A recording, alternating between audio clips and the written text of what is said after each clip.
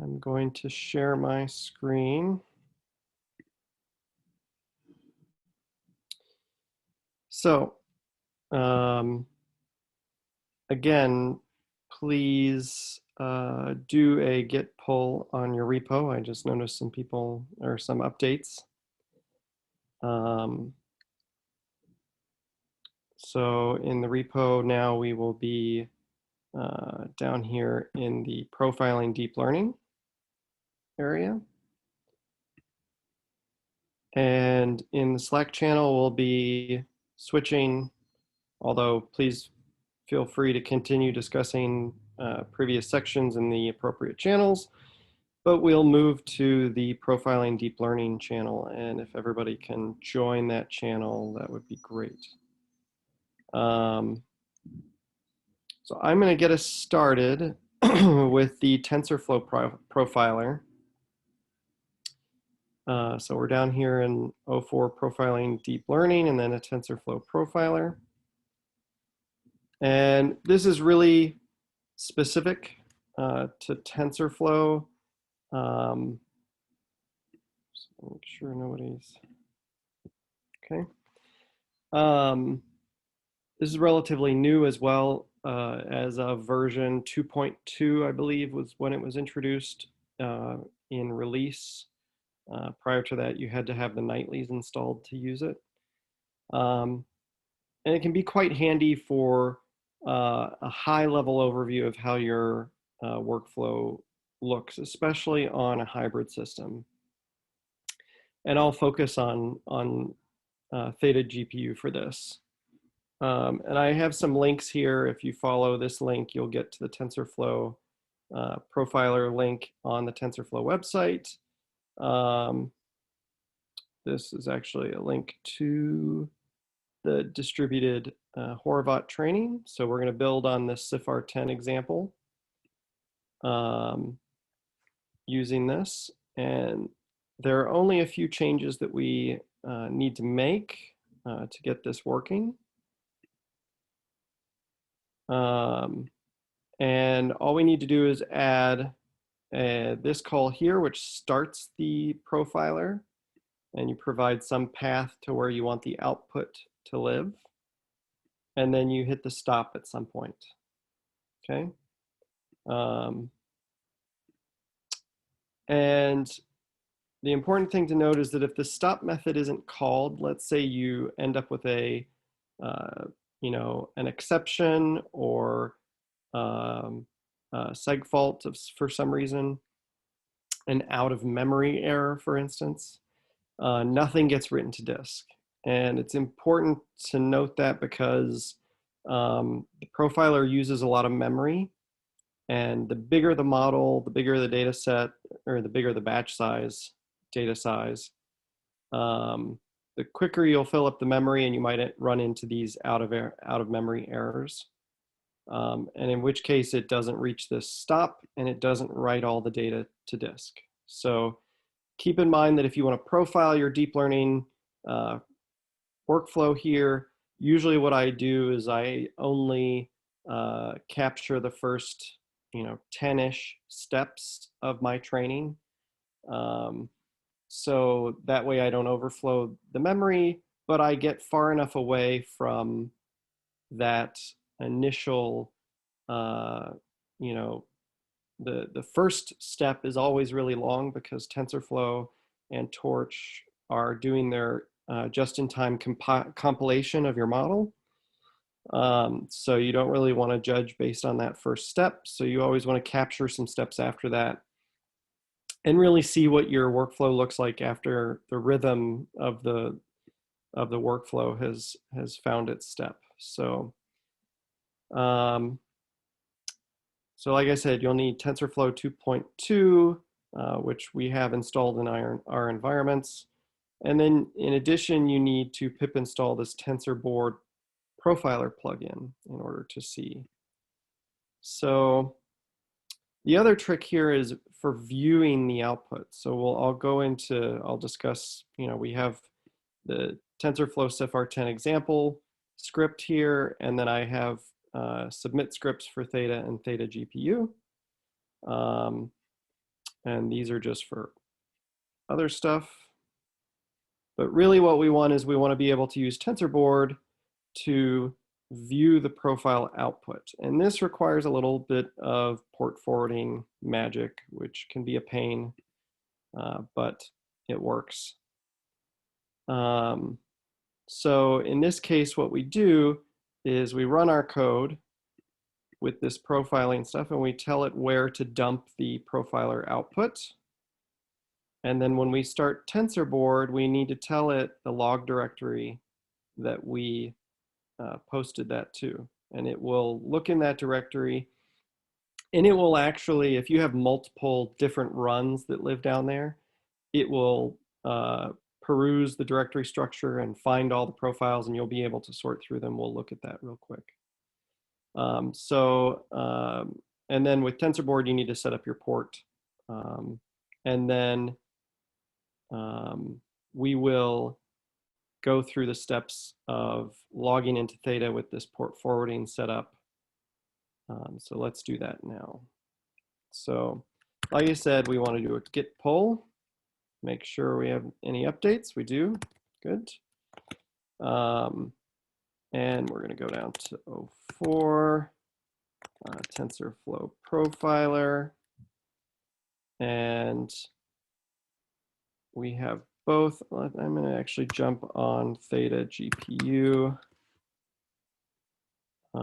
to do this, just because I think it has more interesting output because you get both the hybrid information.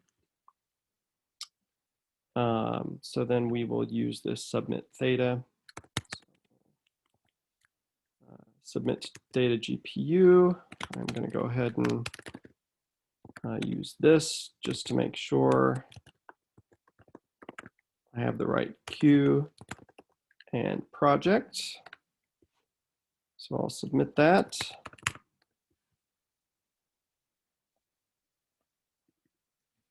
And that will show up down here in the log directory when it starts with the job ID, which I have here.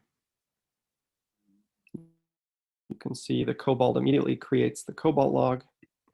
But there will also be the error and the output. So what did I mess up here?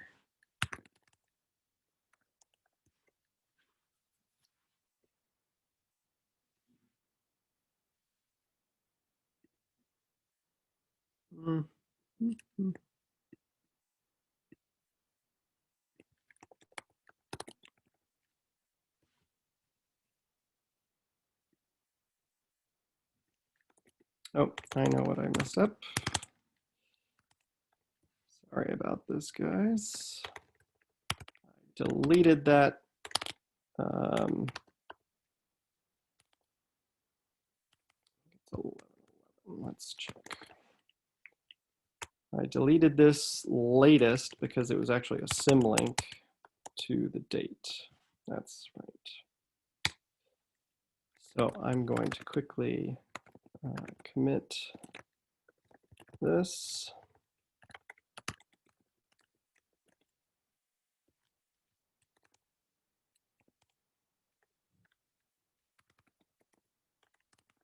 So if you do a git pull, you'll get that fix.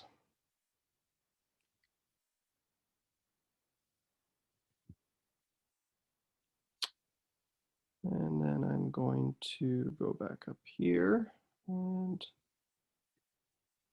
call my Q sub again. Oh, that's not going to work without the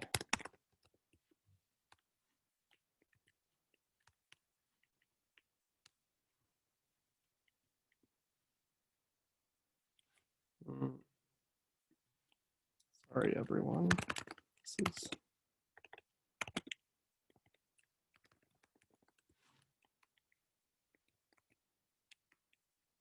there we go. So I want to go back to Q sub, submit that again.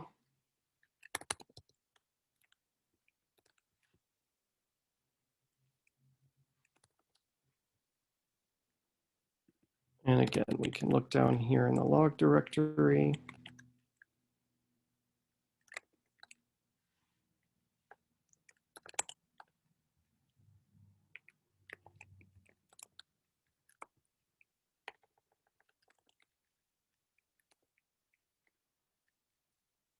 Okay, it looks a little better.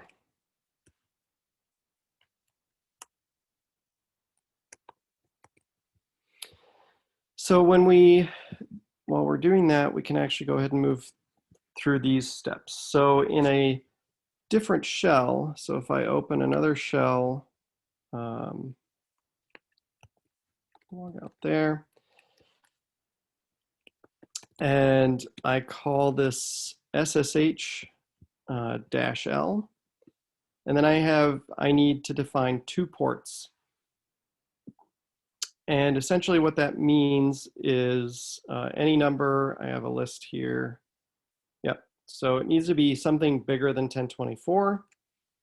I just randomly chose 19991 and then 19995. The trick here is you can't use those same numbers as I am, because we might land on the same login node, and in which case we can't use the same ports. So just try and pick a random number. If you get some strange error when you log in, you'll find all you need to do is change these 2 values. Okay, so now I'm forwarding my local machine's port A in this example to port B on the Theta login node. And then when I get on that login node, I can do a module load of this mini conda environment. That's going to bring TensorFlow, it's going to bring Tensorboard into my environment. And then I'm going to go into my SDL workshop area, into the profiling and the TensorFlow Profiler. And then, so I went to the path of the output. Then I'm going to start Tensorboard, and I want it to use the port B that I listed on the command line.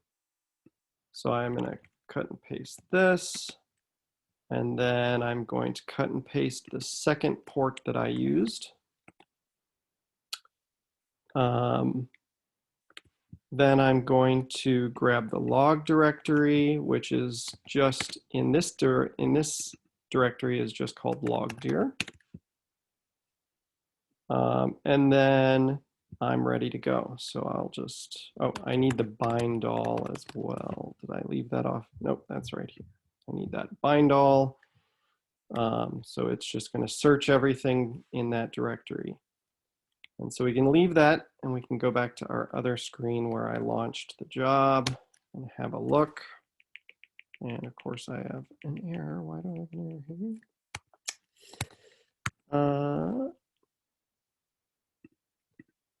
Let me actually look at this, because I was running this the other day.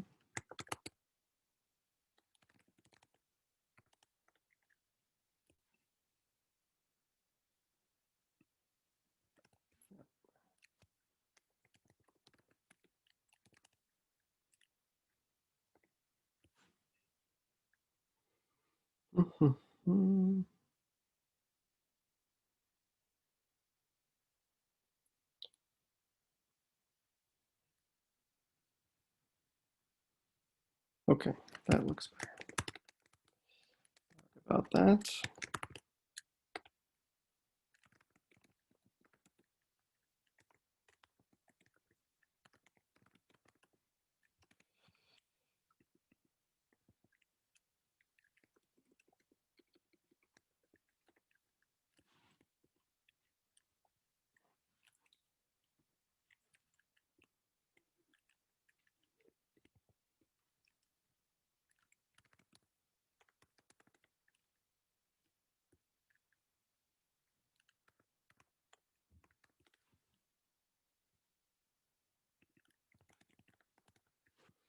Okay. So if you git pull, you'll get that fixed. Sorry, I was running this yesterday on Theta, and I think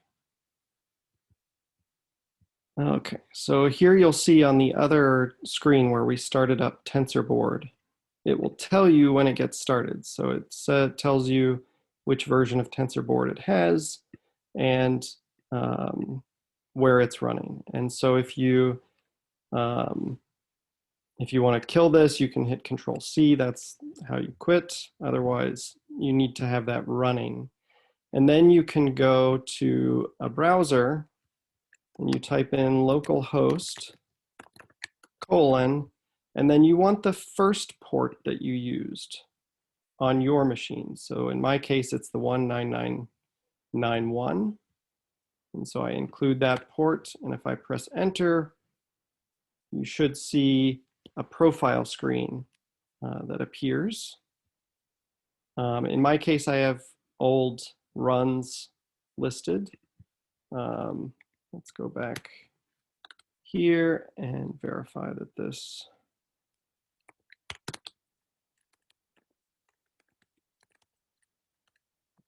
worked.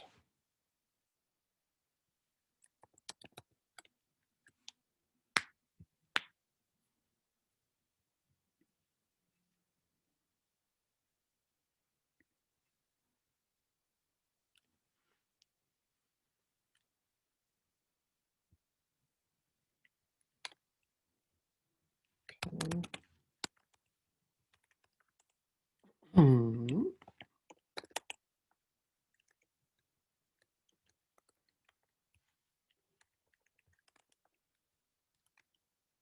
So there, it's printing the ranks.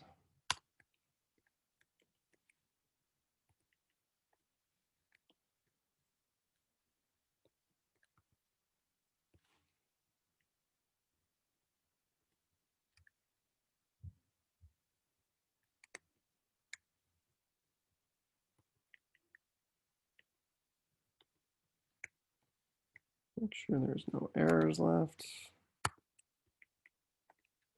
You'll notice a lot of verbose output from TensorFlow in the error log. Okay, so it's running through the epochs. I think, let me see. Yep, so this is set up to run one epoch of the test because we don't need that much. So it's going to go through these 97 steps. And the output will end up in logdir with a directory of the job ID down in here. You'll see your model checkpoints. You'll see some of the profile data ends up down in the plugins directory with plugins profile. And they actually get separated by date. So if you end up writing to the same directory, it will split that up by the date and time. So the page automatically refreshes itself, and you can see after my job finished, it wrote all those files to this directory. So the last 4 digits of my job ID were 4280, and you can see in the runs here, it says 4280, and then it has the date. And so it, whenever the page refreshed, it brought up the latest run that it found in the directory that I specified. Okay. And there's a lot of useful information here. You know, feel free to poke around, and also, like I said, linked up here is a link to the TensorFlow Profiler webpage. We'll have a little bit more information about all the details. But in general, it tells you things like the step size. So the typical time it took to actually execute one of my training forward-backward passes was 87 milliseconds. And you can see things like the time it took for kernel launch, the host compute time, the device compute time, And so it breaks these things down, and you can see my step numbers. Like I said, we did an epoch, which was about 97 steps. So you can see, let's see, it ends at 94 maybe. It even provides some recommendations about what you might do to improve your pipeline. This is all from TensorFlow. And then the top 10 TensorFlow operations on the GPU that you're using and what percentage of that total time this represents. Okay, so that's the overview. There's an input pipe analyzer, although I've never found the information much more insightful than this big green blob that tells you spend most of your time in data processing. But that's your input pipeline, so I don't know. I haven't found that page very useful yet. These pages get more useful. So this is the GPU kernel. This breaks down the fraction of the total runtime that each kernel is using. You can get detailed information. Here you can see, for instance, these NCCL, which is the NVIDIA communication library. The biggest users of time on the GPU are these ring reduce operations, which are doing the communication, the sharing of weights between the GPUs, the 8 GPUs, because I'm running 8 ranks on a single node. Next, you can see some CUDA DNN. So this is the NVIDIA deep neural network library for doing gradient and layer calculations like convolutions and so on. So that's good that time is being spent in calculation, some time in communication. This TensorFlow Stat page gives you a little more breakdown on the device, which is in this case the GPU, and on the host, which is the CPU. So up here we're seeing information about the GPU usage, and they have this nice plot on this side groups them by type. So instead of looking at individual functions, you can see that 33% of the runtime on the GPU is spent doing the two-dimensional convolution. And another 30% is used doing, here, let me zoom in, doing this back propagation on the 2D convolution. And then there's the batch norm, and then everything else falls into this other. On the CPU side, you can see time is spent in the optimized data set, the strided slice, and then also in the saving, which I presume the saved version 2, this is related to the checkpoint. You're dumping the checkpoint. And then you can get more detailed information on this long list of all the things that are going on.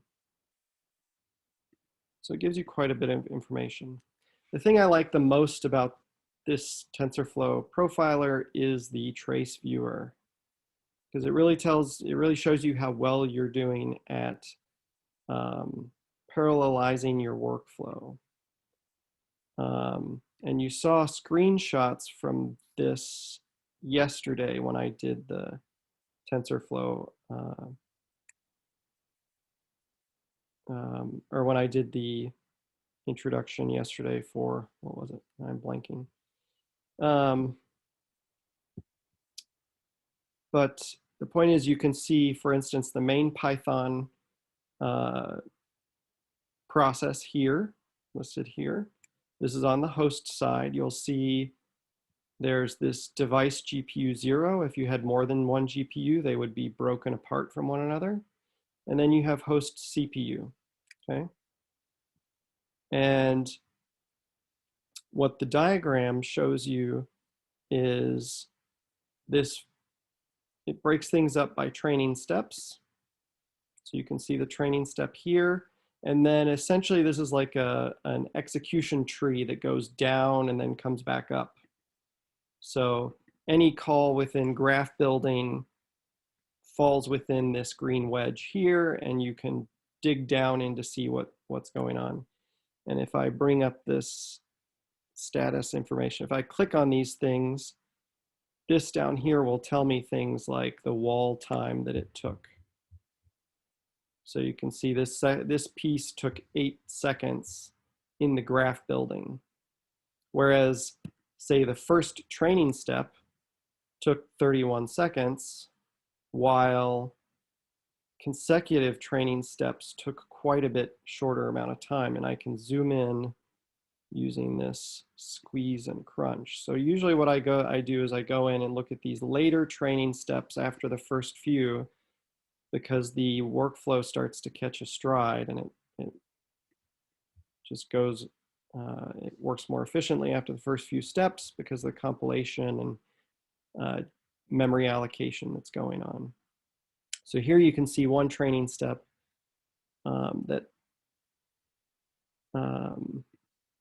and you can dig down in here and see the details. And so you can see, for instance, let me zoom in here, the timing of the run is up here at the top.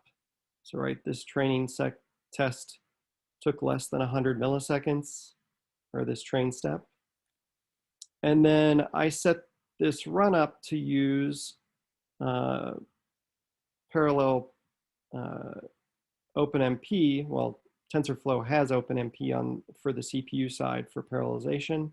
You can see all the parallel threads here dealing with different data preparation operations in parallel.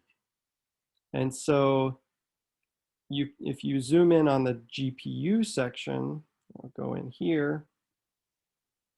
I can move that out of the way. And then I'll zoom in like this. You can see one training step executes your model. So you can see our, if I get really in here and expand this out and start to see some of what's going on. If I open up this here, this also helps us read what these executions are. So this is the conv2d in green. If I continue to expand these, I can get a little better idea. Click on some of these, the concatenation, it's a fuse batch norm, here's a rel-u. You can see all of this is the GPU calculating your model. And what's useful there is you can see that your model is essentially your limit at the moment. So if I look down here on the CPU, my CPU is largely not doing much, right? So it's largely just sitting here.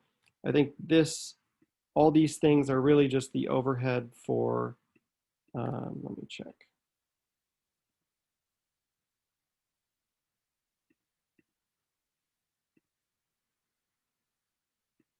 Yeah, I think well, there is some memory copy going on down here in this process. So this would be worth looking into just to see why is all of this being done serially on one process while we have all these other processes sitting around empty. But to me, when I look at this, I see that the GPU is pretty much constantly busy. So our workflow is largely constrained by how quickly we can do our forward-backward pass on the GPU. And that's one of the reasons I like this, this view from TensorFlow, because it gives you a quick sense without much work of how well you're doing it at distributing your data processing on the CPU and your GPU processing on the GPU. So the other nice thing is the organization, like because it does this top down, you can see where you are. Like here's the gradient tape being executed in different steps. There's Atom being executed. So it also gives you a little bit of idea of which things are dominating here. right? So here's our dense net being executed. So this is the forward pass. And then just by the fact that this is all happening inside the gradient tape, I can surmise that this is where the backwards pass is taking place, right?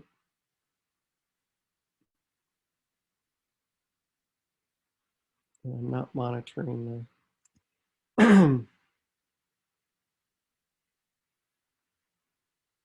Yes, thank you, Sam. Yeah, so the point is these port A and port B have to be set to some number.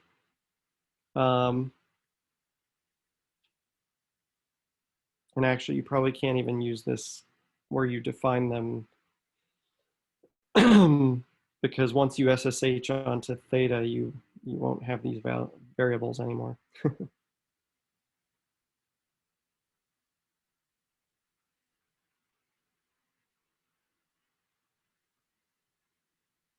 I wasn't sure how to, I'm not sure what the answer was for that. There was a question in the Slack chat about, yeah, how is Intel OpenVINO going to interact with TensorFlow and PyTorch? And I'm not sure of the answer to that.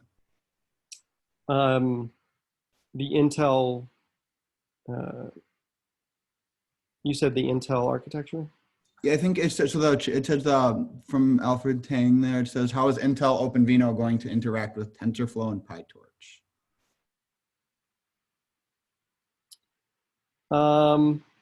That's a good question. So I don't know how the Intel hardwares will interact with this. You can get CPU side information on if I run this on Theta, you can still get the Tensorboard, the profiling information out.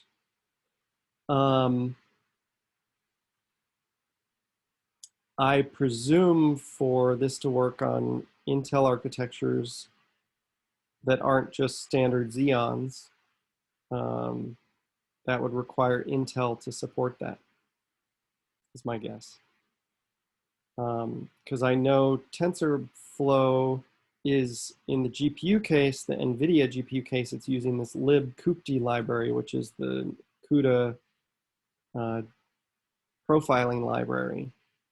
And it outfits its code using that. So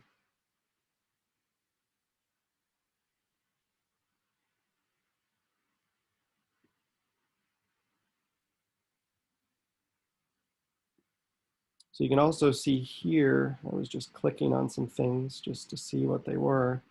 You can also see the communication, right? So that ring reduce of your model is happening in this stream.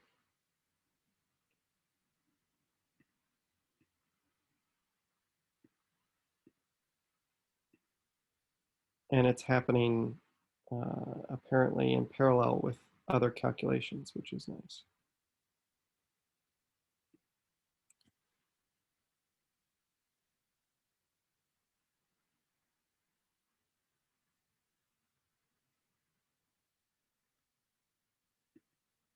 So let me go through the startup of Tensorboard one more time, just because it is it's just a pain sometimes.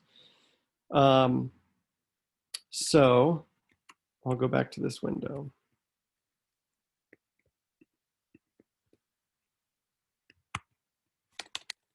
Okay, so I'm going to exit. So I'm on my local laptop, and I'm going to SSH into Theta here, and I have set some ports. These numbers can be anything you want above 1024. Below 1024 is admin port territory, so you can't use those.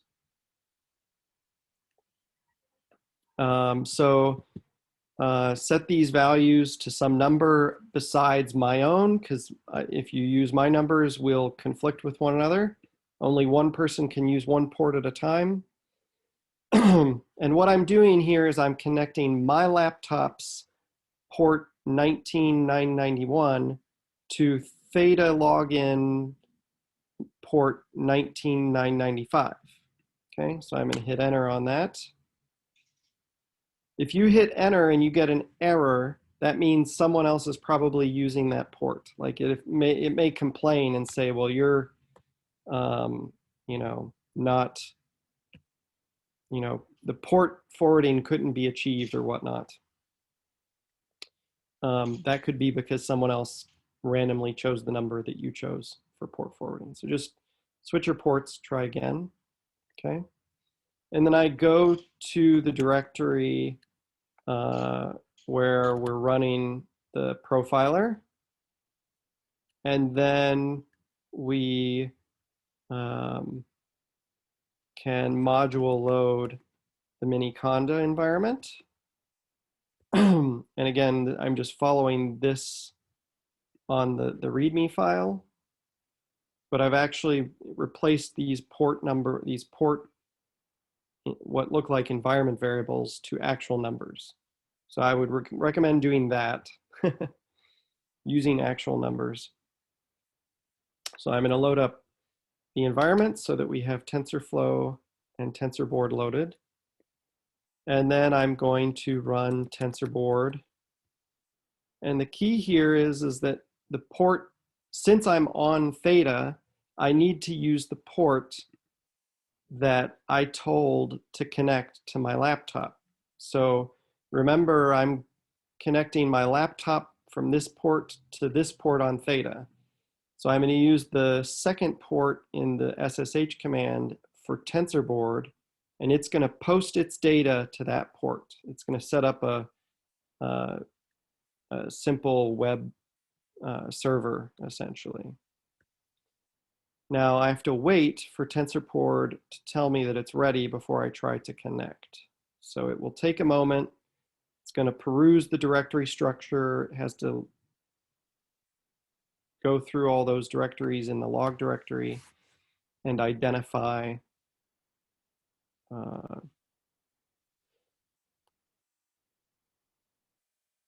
all the jobs that I have there. So I'm just waiting for it to print out its first report, which usually just tells you where it's located as a URL.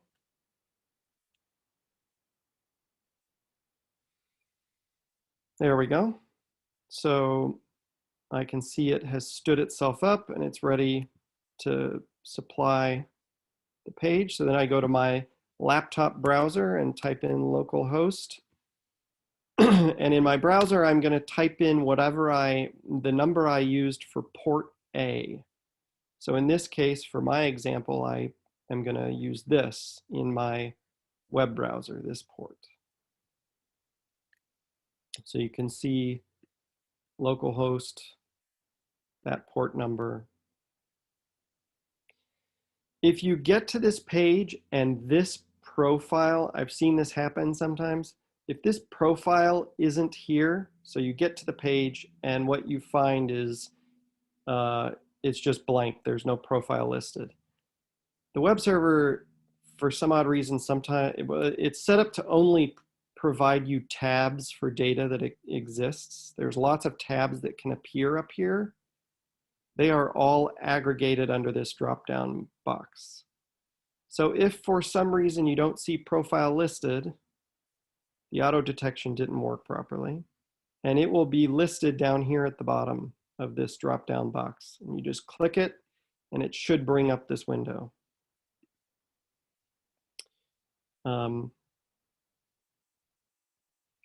This is still, definitely in development as far as a tool.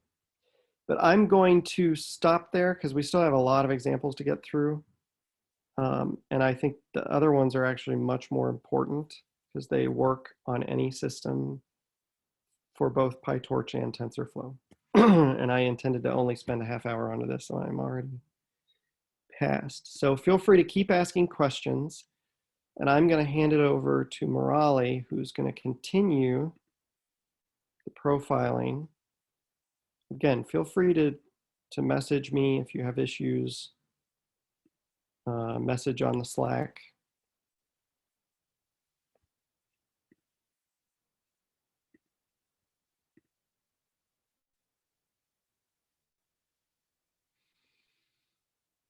Okay. Raleigh, you ready to take over?